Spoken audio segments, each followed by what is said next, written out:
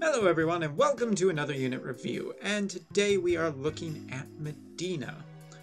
Now, yes, she is an EX unit, yes, she is a premium unit here on the Japanese side, but with Lauren, when Lauren became a 7-star, Lauren became much more powerful. So let's take a look at Medina, because could Medina be the exact same? Because Medina is not talked about too much, and I find that kind of interesting. When she came out, she kind of slid under the radar, and she slid under the radar on the new 7-star meta, which is kind of interesting. So, first of all, and also, I should say recently, the latest story event is essentially about her, so now seems like a good time to show her off. And show her off we shall. So there's her animations. I think they're very nice. Now, we do have her super TMR equipped, as well as some other nice things, but really still a fairly mid-level build, I think, for what I'm capable of. Also, I haven't put the most work into her. Oh, no, never mind. I have her magic stat maxed. I'm lying. I'm very much lying. But what is her TMR? Well, her TMR is essentially wield 2 weapons, 15% magic when equipped with a rod, 15% magic when equipped with robes. It's dual wield for mages. When someone asks, should I have dual wield on CG Sakura? Yes, you should, and you should have this girl's dual wield. Of course you need to spend money, but hey, welcome to the premium world. Game? Okay, there we go. Her super TMR is rather fantastic. It is a rod, 20 attack, 20 defense, 20 spirit, and 170 magic. Simply, I believe it is the best rod in the game. Okay, maybe CG Citra's if it is a rod. I can't remember, but it does have spirit summon damage on it, which definitely values it. But this is very, very good for a lot of mages. Game. I don't know what's going on.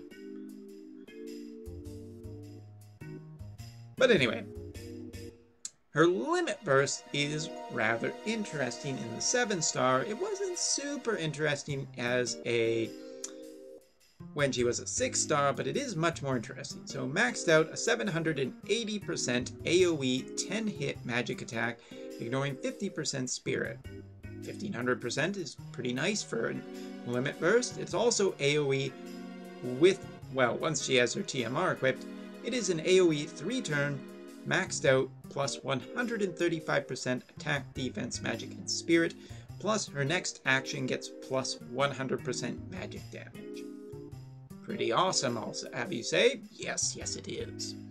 Now, she has a lot of different spells, from basically pretty much most, if not all of the elementals, I believe. She has fire, she has thunder, wind, light, ice, and water, too. Or wait, no, she doesn't have water. I lied.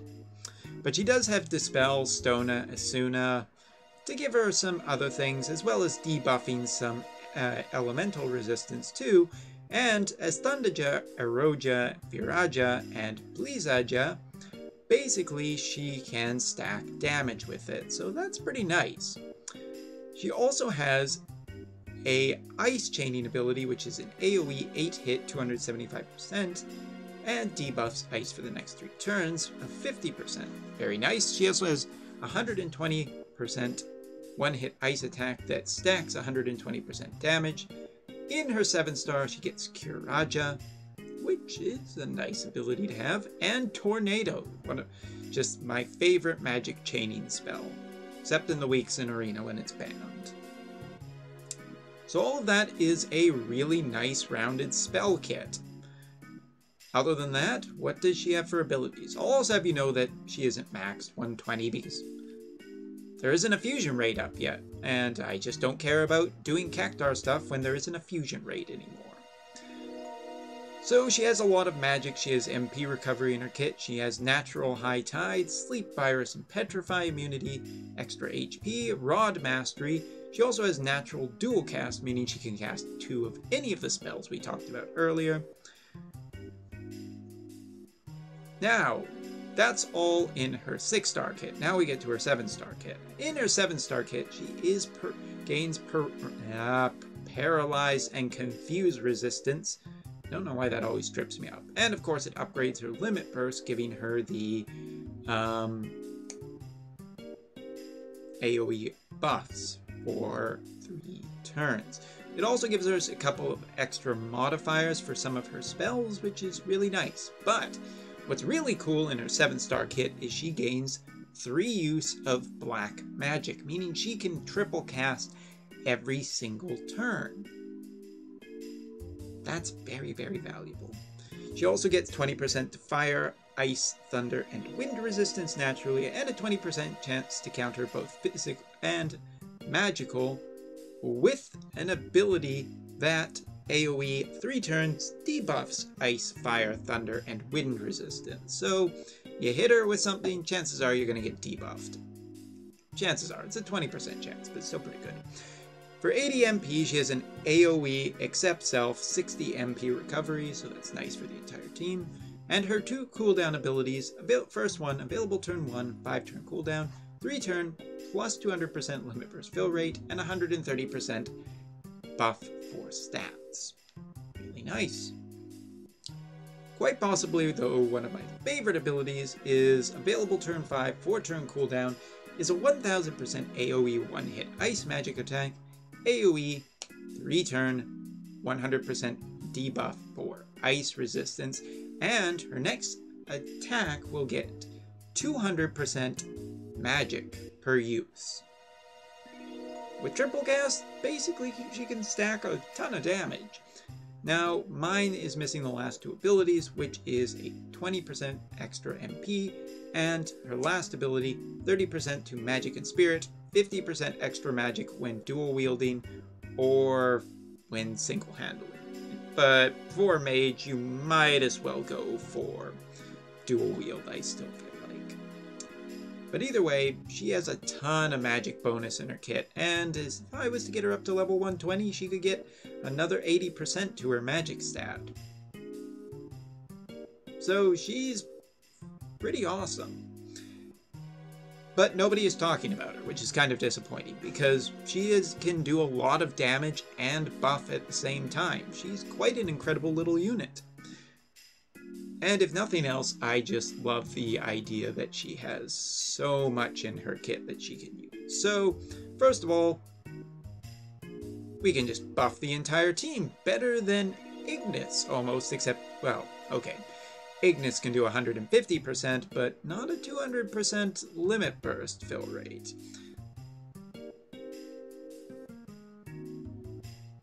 So if you're trying to fill your limit burst, it's pretty nice, and available turn 1 too.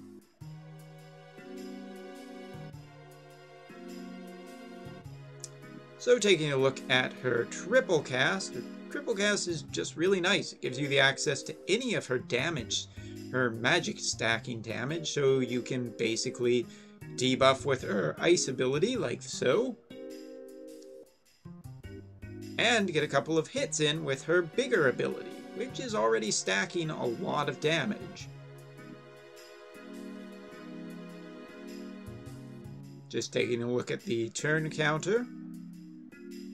So you could triple cast her chaining ability, you could triple cast Chaining Tornado with her, which is considerably good for a mage. Or you could just triple cast her ice magic ability. Either way, you have lots of options available for her.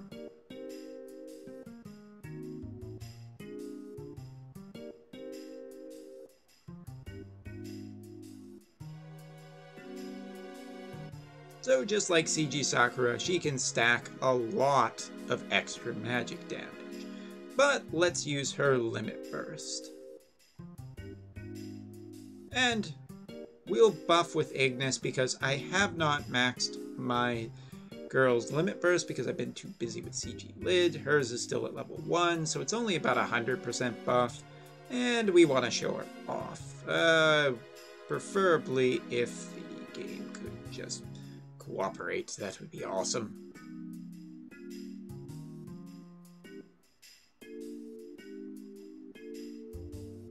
Not bad by herself.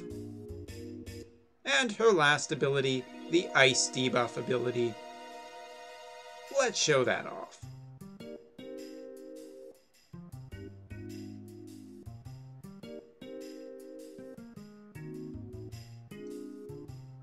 Not bad. It's 1000%. It's an ice magic attack, so you can debuff the first before using it, and then next time you can just go back to triple casting her ice magic ability now that you have 100% debuff on it. Unfortunately, you can't do much here, but a 1200 that 28 MP ice stack ability gets up to 1200%. So to put that in perspective, I'm just going to bring up CG Sakura, because CG Sakura is the other one I think about when it comes to stacking magic damage. Thank you, Line, for continually interrupting me. Because I always want to check the percentages, and specifically with CG Sakura's lightning stacking ability, which is a 300%, goes up 150% to 1500%, CG Sakura still kind of wins out. But if you were building an ice party, Medina can do a lot of ice damage. And the other thing is CG Sakura really doesn't buff the party quite like that, so Medina has, I think, some nice utility. She can dual cast and do some healing or dispelling if you really need it, and sometimes that's important because your healer wants to be doing other things that turn if you're in trouble. Other than that, really Medina's range is in ice damage. She has two amazing things that you can get from her as well, the TMR and the STMR.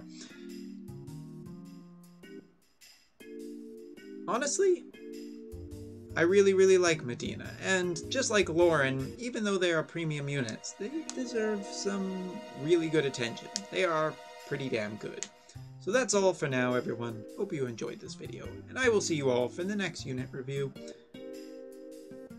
I'm not going to give a hint what it is. See you all next time.